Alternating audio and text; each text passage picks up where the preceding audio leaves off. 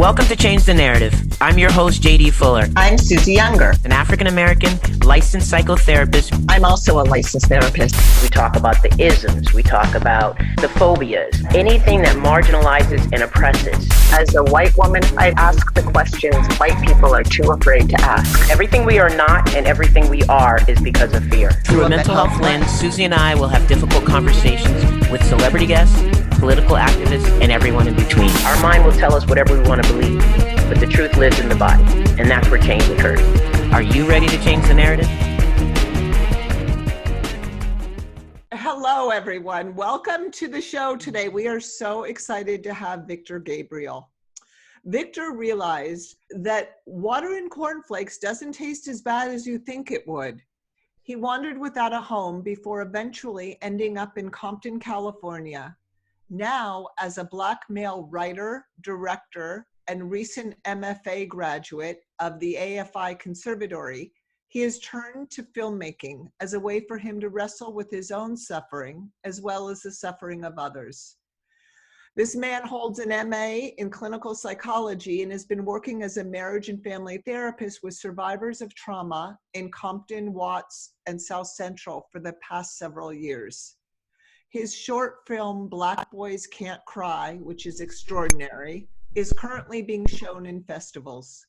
His favorite movie is Richard Donner's Superman. He likes red vines and thinks Twizzlers are trash. I have to agree with you on that one. Welcome.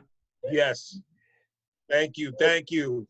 I'm honored. I'm super honored. I should just say that off top that from the beginning, Susie and JD are just like, JD, I love JD, obviously, the big homie, the mentor, you know what I'm saying? The God goddess herself, you feel me? And so, and Susie, you know, Susie's been a blessing in my life for a while now. So I'm honored to be here, you feel me? So thank you. Well, let me start by saying, Vic, you are without a doubt one of my favorite human beings in the world. I esteem you in the most awesome of ways, just trying to make the words big enough, which they aren't. I just have so much respect for you and so much faith in you and what your vision is. And I'm just so glad. I get excited when the phone clicks and I find out it's you hitting me up to ask me a question or give me an update. I love it. So I appreciate you, and I'm just blessed to have you in my life, man, for real. So I'm going to start off with the questions. I'm going to ask you. I'm going to say, Vic, tell us, I know like physically where you came from, but kind of philosophically, where did you come from and why should people know who you are? Great question. That's a great question. Philosophically, well, I should say currently where I am philosophically is I'm a very communal person. So I believe in the idea of I am because we are, which is a very like sort of like an African psychology sort of thing. I believe in just people being with each other and that sort of we are together, we can sort of break chains together. I'm not really super individualistic. Not that individualism isn't good or isn't helpful to some extent, but I am more of a collectivist in that way. On a personal level, which is like an individual level, I think that I am here because of the people who like brought me here. You know, I've been on the street with my mother when I was a little kid. People have taken me in.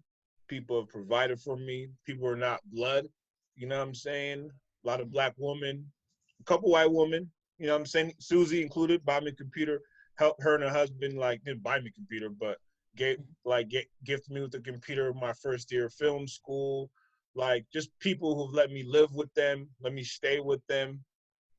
And, like, I owe a lot of my existence to them. So I believe in, like, the people who have helped you and got you to where you're at. That is why you're here. That's why I'm here. And I hope to, like, you know, make those people proud and do the same thing. I think I feel the same way when I'm in therapy or when I'm writing screenplays and directing. I think it's the same thing, is that it's human beings I'm trying to connect with. And it's where we intersect spiritually, mentally, You know what I'm saying? So Yeah, no, that's perfect. And tell us, I know why people should know who you are. I already have the answer to this. oh yeah, And I'm sure Susie does as well. But I'd like you to tell us why you yeah, think people should that's know right. who you are.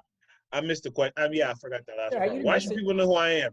Mm-hmm. Man, this is, yeah, I know, crazy. Mostly because I think that the voice I have is very unique to myself, and the voice I have is about I think the hopeless and the suffering, and I think it's a combination of what are the things that I'm going through, what things that my people are going through, and in terms of artistically first before I go to therapy, in terms of artistically, it's how do I tell stories entertaining wise, but how do I tell stories in a unique fashion that comes from my guts in a way that's like it deals with the suffering and trauma of people on a deep level. And a lot of that does come from me being a therapist in terms of my understanding of therapy and psychotherapy, and like I said, African psychology concepts with some Jungian concepts, and some psychodynamic. And I think that is probably the most different. There's not too many Black male writer directors, Compton, California, as well as who are therapists, like marriage and family therapists. That's pretty unique in of itself. And in therapy, it's the same thing. I think I walk and when I'm a therapist, no one knows that I'm a therapist. No one assumes I am a therapist. So I don't swagger like a therapist. I have my own way that I am, and so I think even in that realm, if people are like, who's this guy? Like, what? He's a therapist? Nah, he's not no therapist. I'm like, surprise! You know what I'm saying? Like, surprise I am. You know what I'm saying? So, and in both ways, I think even when I was at AFI, like, it was the same thing. People are sort of surprised at my level of either intelligence or emotional intelligence, or how I'm picking things up. I think that happens sometimes to Black males. I think that Black people in general, for me particularly as a Black man, I think it's assumed I should probably be a bit more maybe put together, and I'm not very put together, honestly. I'm not very put together. I think I tried to be put together and didn't really work out too well. So, yeah. Well, I love the fact that you have a sense of humor about it. I think that's super important. Yeah. I think people should know who you are. I'm going to let Susie get in on this real quick, but I think people should know who you are because you do have a high level of emotional intelligence, and that's what's missing in the entertainment realm. I think there's a lot of ego and a lot of cerebral thought process that goes into production, and the emotion is lost. And I think that that's what you would bring to the plate, is this emotional intelligence that doesn't just write thoughtful plays, but and present with shorts that are well thought out, but also emotionally connected. And for the community, because we are collective, that is really important. Susie, why do you think people should know who Vic is? I think Vic is magic. I think that you sort of defy all of the odds, and that you are nothing short of just courageous and filled with wisdom that comes from your own personal experience. And I had the pleasure of being in grad school with Victor Gabriel. And I know how wise he is above his years. And I'm so excited for the storytelling that is laying upon you in your career, which brings us to this film that JD and I saw, and we were both really blown away. We couldn't wait to have you on. So the question I want to ask you is, what did you want to convey in the film? Because everybody's going to walk away with their own interpretation. I'm really curious about what was the message you wanted to send? Yeah, I think for me, on a basic level, it's not unlike what happens in a session, like when things are not working out. Like you sort of go back to like a baseline of like, I just want to connect, right? I just want to be a witness to someone suffering, and I just want to connect on a deep level. And if I can do that, if you and me can be here together in this moment and be present with each other just for a little bit, like no matter the intervention, no matter what you're doing, I probably don't know how to heal your suffering. You think I can heal your suffering. My ego probably tells me, yes, I can. I'm coming here to save the day. And I'm like, oh, but I can't really. And so now I probably feel a bit like insecure about my inability to do that, which happens in writing and directing, almost exactly the same. So for me, what's helped me in therapy is to go back down to a baseline of connecting and witnessing and emoting with someone and mirroring someone, which for me was on a base level, that's all I wanted to convey. That this man was in pain and he was suffering and you could feel it. And if you left away with that, like for me, mission accomplished. For me, goal accomplished. Now there's tons of other things, little big emotions, other little odds and ends that I was thinking about, but macro level, it was connecting with this man and empathizing with his suffering in a deep way. You know what I'm saying? You humanize the Black male. Yeah. And that is what's needed right now in this country, because we've been, Black people and Black males have been, and Black females as well, I'll just say us as a group, have been villainized, demonized. And so what I felt this brought to it was a real sense of humanizing a person on the deepest level. So that brings me to my next question, which is, let's talk about Black men in America today at this time. What's your perspective? Yeah, exactly. You knew I was going there, man. So JD, I've called you about this when I've been frustrated. Just full disclosure, I've called JD when I've been like in an infantile rage about like how, and JD's so gracious to like let me sort of rant and rave about my anger about, which, it's not unlike ranting to like a mentor or a parent about, why don't they like me? Why do they keep treating me like this, right? Which is what I was doing. And I felt that Black men, more recently, my anger has been my rage. This is not my sort of like wise mind, I would say. It's sort of just my anger and rage, which is I'm not being seen. Like I'm not being seen. I'm not being acknowledged. I'm being like sort of looked over by everybody. This is just my rage. This isn't me. No, just like, say it. Being like So, and even feeling from Black women on some level that they weren't like understanding me, or they didn't want to like listen to what we were going through. And I felt very exhausted and weary. And I think that it started to build, and so that's my first thought. I feel like I would throw tantrums to some extent, whether it's intellectual tantrums about it.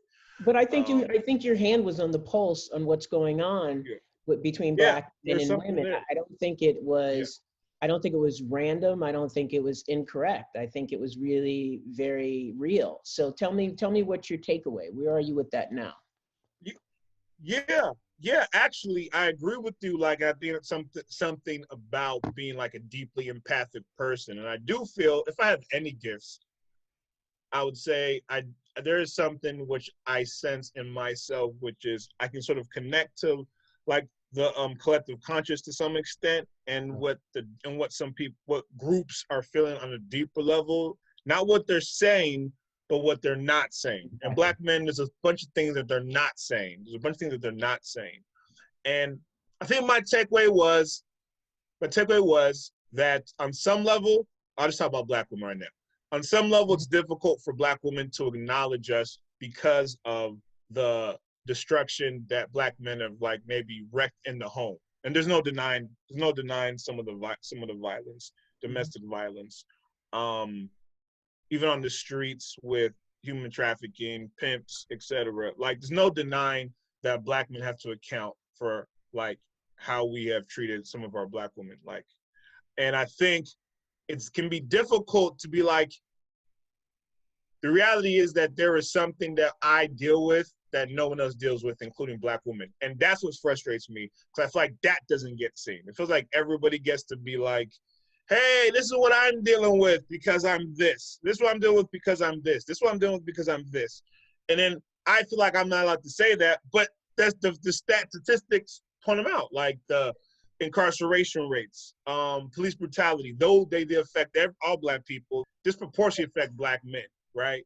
Higher education, not a lot of black higher education. Unemployment right now is bad. Like all of things which are specifically like black men, even diagnosis in high schools and schools, and boys getting treated with ODD, you know, like all these things are specific to black men. I don't feel get recognized, but I do feel when we get killed, we sort of get used as a prop for protests, but then nothing happens. And I love protests, as we should protest. Let me be very clear, as we should protest. But there is a performance angle I get frustrated with. It just feels like performance, not real justice. So that's still part of my, a little bit of my, I want you to see me. And I think there's some justice in that. I think there's something to that. In terms of today, what I've left with even since last we spoke, was I was in a conversation with a director, a white female director, and she was just talking about what she does, which is a lot of feminist things, but she has a critique about feminism.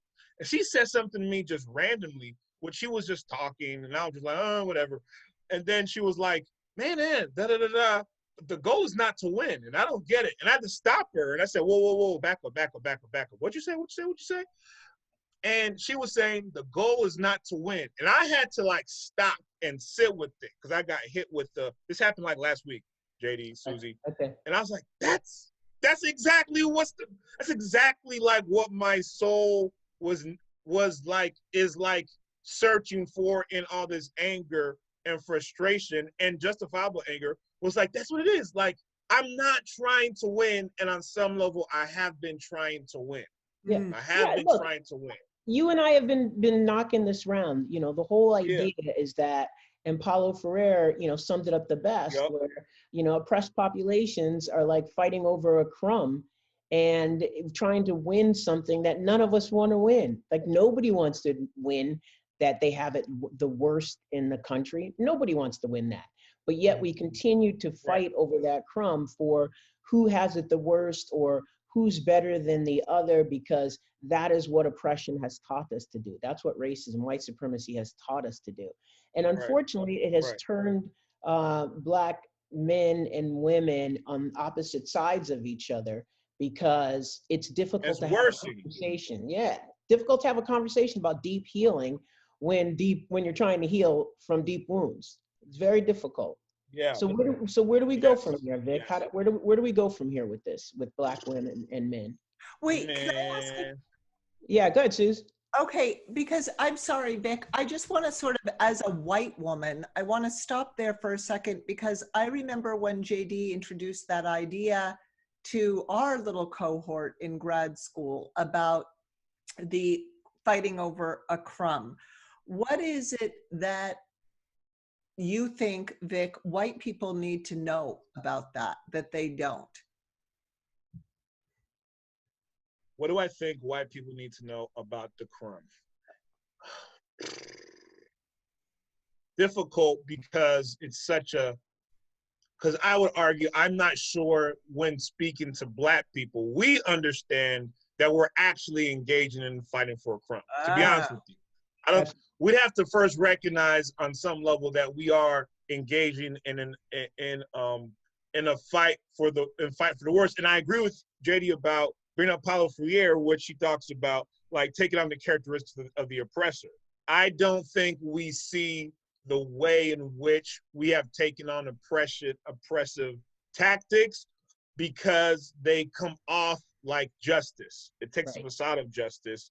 And I realized, oh, that's not actually justice, but it looks like justice because I'm saying, this is what happened to me. So therefore you must do this. And I think now I realize that when I am forcing, I want to say forcing, because this is where it gets tricky, because white people do need to hear me. Everyone needs to hear us. Every group needs to hear each other. So basically I would say, sometimes white people need to shut the fuck up, right? Sometimes white people need to shut the fuck up, right? And I also feel like there's space to engage in conversation, but I think the nuance is difficult. I don't know what you think about that, JD. And I will say that is something I'm still thinking about, because it's a tricky area which I'm still trying to process. Look, I think another part of that is I don't, and I'll speak in general terms. I don't think Black people want white people to know what we're struggling with, because you're only going to use it against us. And that's the fear. So it's like we want to go into a quiet corner and do this healing so that we're not so vulnerable that you see us and use it against us, because that's exactly what's been done in society in terms of Black men and Black women. So it is tricky. I agree with you completely. And it's something that we need to talk a lot more about. And I'm hoping to have that on the show. Just that, a conversation with Black men and women. Yeah, I agree. Because I think, like, here's my reality with white people. And I'm more now, particularly after being at AFI. AFI has shown me some things, which is white supremacy and the system of white supremacy is sociopathic. You know what I'm saying? And it's needs to be like dismantled, destroyed.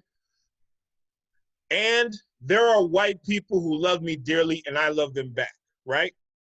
And that's the truth. Right? There are white people who love me dearly and I love them dearly. And I don't mind engaging in conversations and being with them in our relationship, right? So for me, it's like system, not individuals. However, the system does disseminate certain like subconscious ideas, which I do think my friends, white people who I love, my white family, my white brothers and sisters need to like figure out, you know what I'm saying? Yeah. Like really. But I'm less now against the idea like white people just need to shut up, period. I'm more like you just need to shut up sometimes. And then I think there's space to talk other times. I think that there's like this like balance, and I feel like we're sort of caught in a trauma cycle with each other, at least Black men and Black women. I think there's white women too. I think there's this trauma cycle that's happening. And so it's difficult for us to see nuance, and we're stuck in a binary, monochromatic way of looking at each other. Like it's this or it's that, you know? I feel like with Black women, I talk with them. It's like, am I allowed to bring a critique? Am I allowed to bring some feedback forward? You know, and it's like, no. And I'm like, but yeah, I do have something to say. And there's something that you're not seeing. And I feel like then I slip back into fighting with them. You don't see this. This happens to Black men and not to you. And I have to like bring up these things to like establish say like, this happens to me, doesn't happen to you. You have no experience about what it means to be a Black male when I walk the streets and police pull me over. What you feel as a Black woman when police pull you over is not what I feel. Let me tell you something. You know what I'm saying? When we go into the corporate offices and me and you are speaking, if you get mad as angry Black woman, which is, of course, if you get mad, you might get really mad. They might say something to you. They might actually call the police on me if I get mad. Like, I'm dark skinned and I'm a big guy.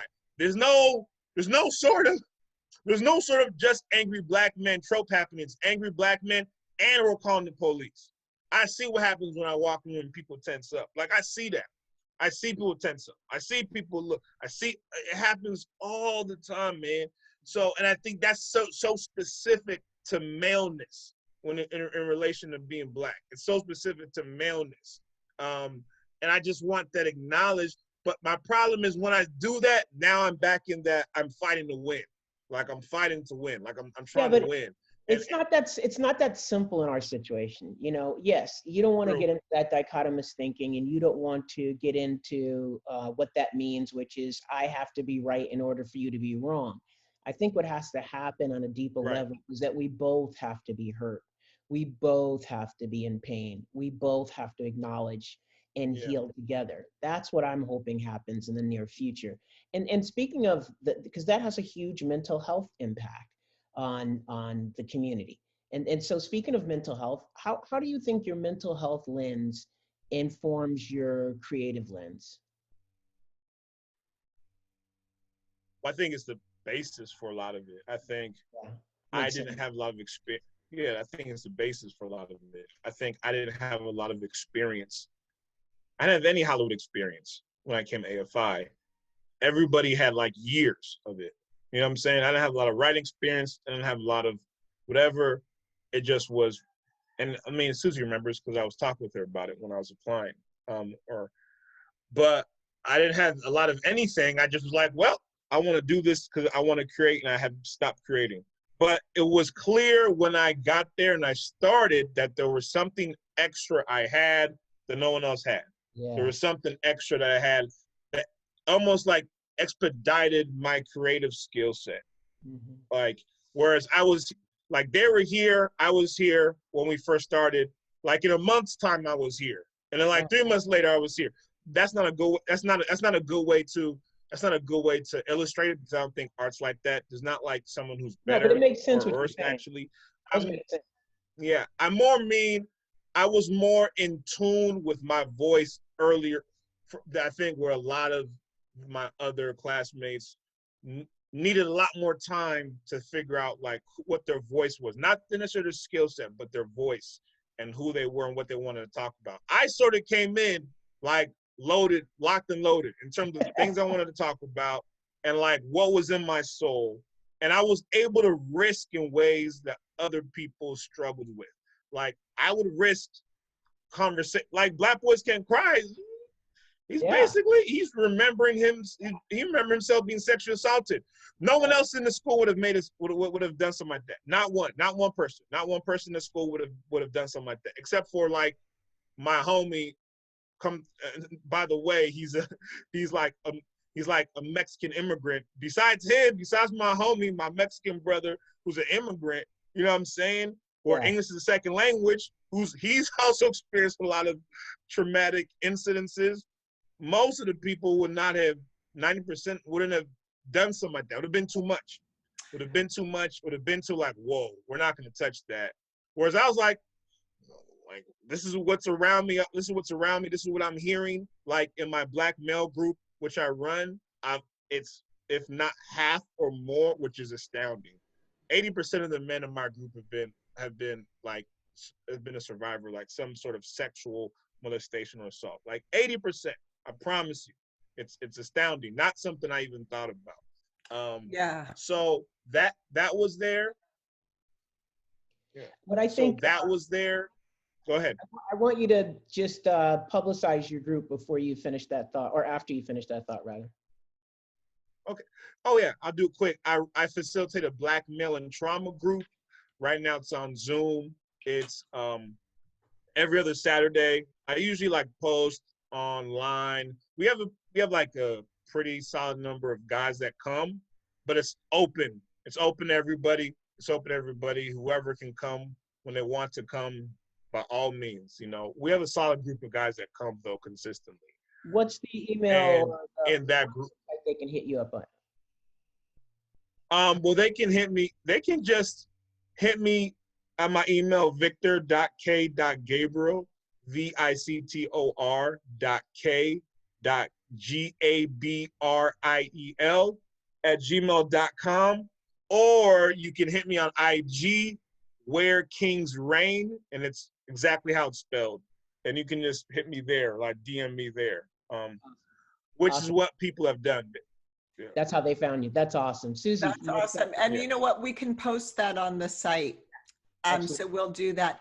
Vic, you know, as you're speaking, I'm remembering being in class with you, and I'm remembering specifically a night where you were telling a story in school, and it was so profound and so transparent, and you and I just connected, right? We were both sort of like fish out of water for different reasons. Mm-hmm. I'm wondering for you, and you know, my background is I did the reverse. So I did Hollywood first, then therapy. You did therapy first, then, but it's all connected. What was 100%. Right? So what were the whispers when you were in grad school that took you from being in school? Probably everyone's trajectory is like, I'm going to get licensed and go into private practice, but you went a different way. What was it that took you to where you are now? Well, I would say first, when I graduated from therapy school with you guys, I was depressed, man. Like that graduation day, I was depressed. I didn't even invite anybody to graduation, honestly. I made a post about it and that was it. Like, I know that's wild. In hindsight, that's crazy. Like, not friends, no family, nobody even was like, Vic, you're done with school? They knew what they found out on Facebook or social media. You know what I'm saying? Like, I didn't invite anybody. Like, I woke up, I wasn't even gonna show up. I woke up, got some Jordans on, got some khaki shorts and just pulled up to the graduation and they had an extra suit and I walked and it was cool for me. Like, but I was sad, I was depressed because I wasn't creating, and I'd always been a creator even before therapy. And that was the big thing, that I wasn't creating. And then when I started doing my therapy jobs, it was just nagging at me about not being able to create. It was just like, kept hitting me in my head. I was like, ugh. And then I lost a job. One of my jobs I lost. And I was like, yeah, Vic, it's not working. Like, you got to do something else. Not something else, but you have to holistically be a holistic person. So for me, being able to do therapy and also create is what I need to be doing. Like, I need to be having both happening. I need to be able to do, like, they can't exist without each other. I can't just be creating and not being in the community and work and healthy healing. And I can't just be being a therapist and not creating. So for me, they sort of have to coexist if I'm being honest with who I am and like my voice and like my purpose, you know? So given the white landscape in Hollywood and the limitation for Black artists and writers and producers, what's your plan to break through? Yes, so my plan to break through is I'm not sure, and I really don't know what the fuck I'm doing. So that's what I would say is my plan is that it's not as easy as, you know, like going to therapy school. Like, you do this, do your hours, get licensed, blah, blah, blah. If I want to be a doctor, I go here, etc., med school. With art, like, there's no one path, and that's what everyone tells me, and I find that to be true at the moment. Again, I do have an agent right now, which is dope, and that's been a blessing. However, it's been difficult because it's like, it's a new relationship. I don't know. I think we're trying to figure each other out still, but he likes my shit, which is good. And so that's nice, but I'm still figuring things out. I don't know. And I think it's not an answer that I have other than keep trying to do the work, keep trying to create, and keep, like, you know, speaking from my guts, you know, and Great. Hey, that's what you have to keep doing. And then my last question is, what inspires you creatively? Right. And creatively, I would say, because right now I'm actually prepping to shoot a short, like, basically in my backyard. Like, wow, in my neighbor's backyard and my backyard and front yard. So both of our houses, I'm planning to shoot a short.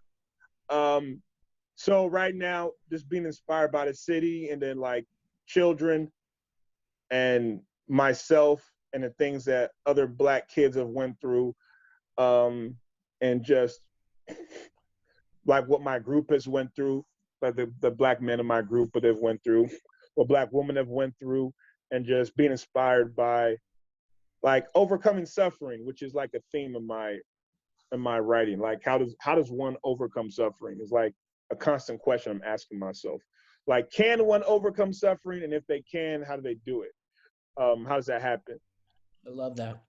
yeah. Something big. Sidebar, if you guys know anybody who's like, I need money for the short. So if you know an organization or somebody I need like a lot of money. It's good that you're putting it out there. So by the time this hits the air, that's important. Yeah, my producer hit me the other day, say, Vic, this is gonna cost quite a bit of money, even though it's in your backyard. And I was like, man, I don't have that money.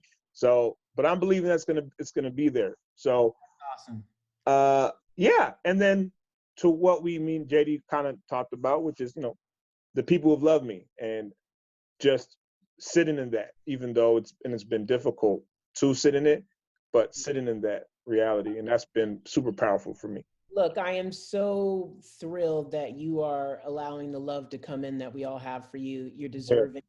And I just want you to know, we really appreciate you being so quick to say, come on, want to talk about this film. I think it's important for people to know what you're up to, and you being willing to do it. Really, really appreciate it. So happy to have you here today. And my final question is, if you could do one thing to change the world, what would it be? Abolish poverty. Nice. 100%. That's like not even, I think to riff a little bit, I want us more to be invested, I think, in our new justice movement about poverty. Like, and I just feel like it's been sort of overlooked. And that sort of goes deeper to like, and analyzing like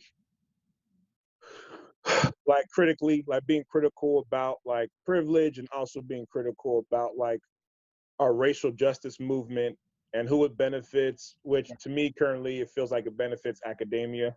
Like, and I think there's professional class and higher educated class that this like it benefits more. So, and I think that people in the projects, I think people who are really poor on the street are like, they don't know what a BIPOC is. They don't know what you're talking about. Neither do I. I'm just kidding. I don't mind it. Like, you and me can talk about it, but I have a master's degree. You know what I'm saying? But I also live in Compton, and I'm telling you that my Mexican homie doesn't know what Latinx means. Like, what are you talking about? You know what I'm saying? So, like, the conversations tend to benefit sometimes people who are more academic, who are making a lot more money, to Black people on CNN and MSNBC, which is fine. I love them. Those are my brothers and sisters. I'm just saying, like, let's make sure that the most vulnerable of us are being taken care of. You know what I'm saying? Yeah. And that's for poor people all over the place too. That's for any race. You know, that's for all races. Like, I just feel like we got to do better about the poor. You know what I'm saying? They're doing bad right now during pandemic. It's bad news for them. So like, my heart goes out to them when I see them on the streets and the homeless, and like, I just passed by a lady by my crib who just basically walking around in a bikini, talking to herself, taking her clothes off, stripping, dressing. Like, that breaks my heart, man. And no amount of I won't get into it though, but just no amount of posturing in the streets to some extent is helping her. And like I want to help her, man. I want to help her. Like, and I don't know. So yeah. No, you do know, and you're absolutely on point with that. You and I have talked about that.